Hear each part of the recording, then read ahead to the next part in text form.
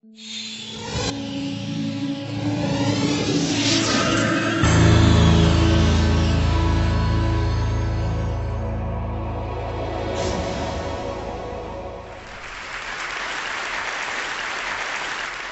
have had the distinct blessing in my life to have worked on a bunch of amazing projects, but the coolest project I ever worked on was around this guy. This guy's name is Tempt.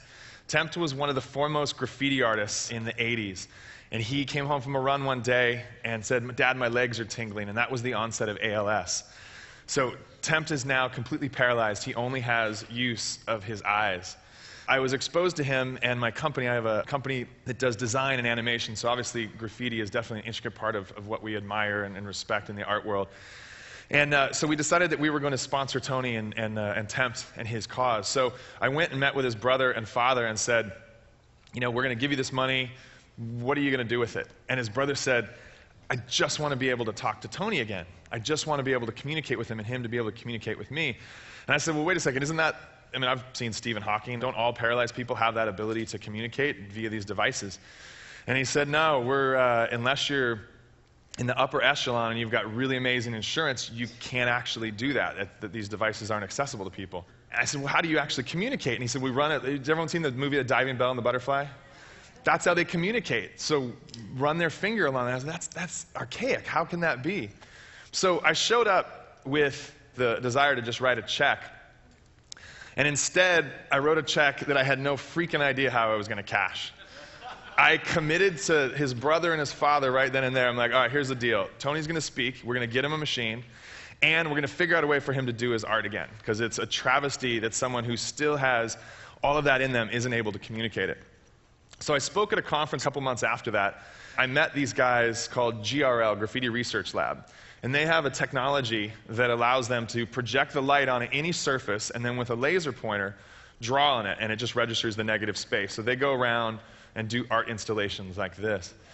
All the things that go up there, they said there's a life cycle. At first it starts with the sexual organs, then it starts with cuss words, then it was Bush, slanders, and then people actually got to art, but there was always a life cycle of presentations. So I went home and I was having dinner with my wife and was telling her about this, and we were like, "Well, wait a second. If we know that this technology exists where you can use your eyes to control things, why don't we figure out a way for Tempt to control a laser and he can do graph again? Well, that would be awesome."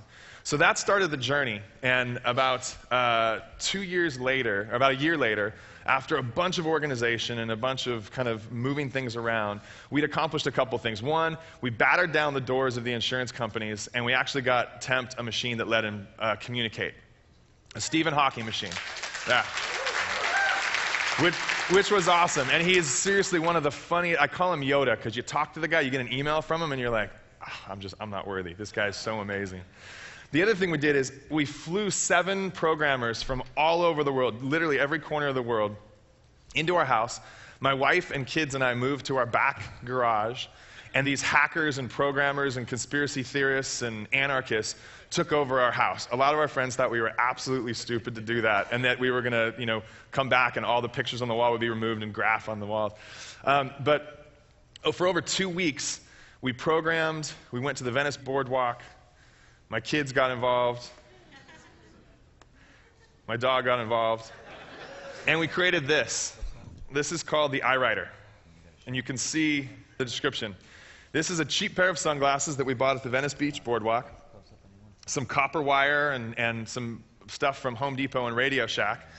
We took a PS3 camera, hacked it open, mounted it to an LED light, and now there's a device that is free. You build this yourself. We publish the code for free. You download the software for free. And now we've created a device that has absolutely no limitation. There's no insurance company that can say no. There's no hospital that can say no. Anybody who's paralyzed now has access to actually draw or communicate using only their eyes.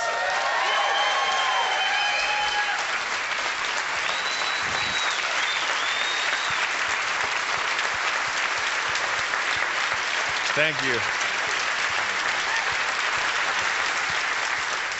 Thank you guys very much. That was awesome.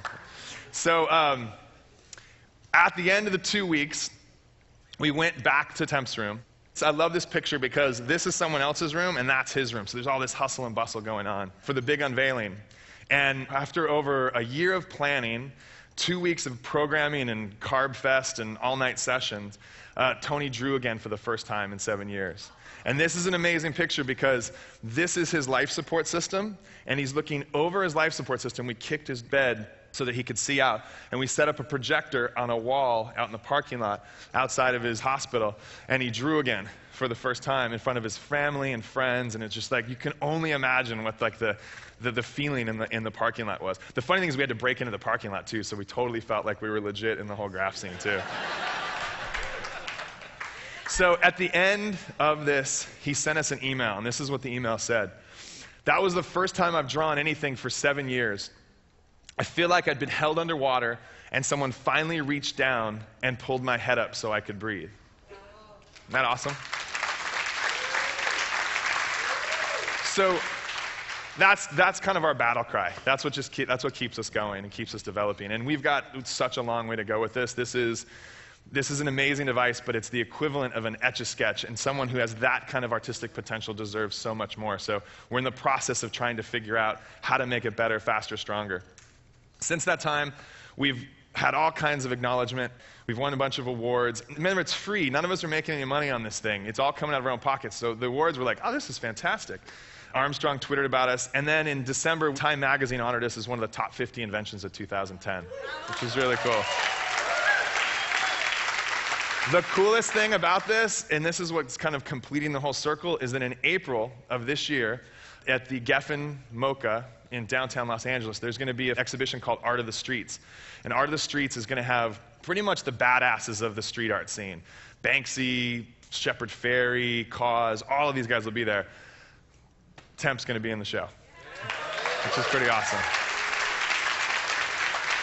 So basically this is my point. If you see something that's not possible, make it possible. Everything in this room wasn't possible. This stage, this computer, this mic, the EyeWriter wasn't possible at one point.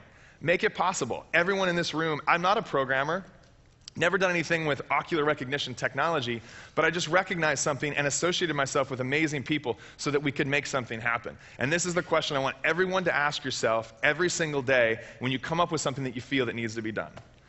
If not now, then when? And if not me, then who? Thank you, guys.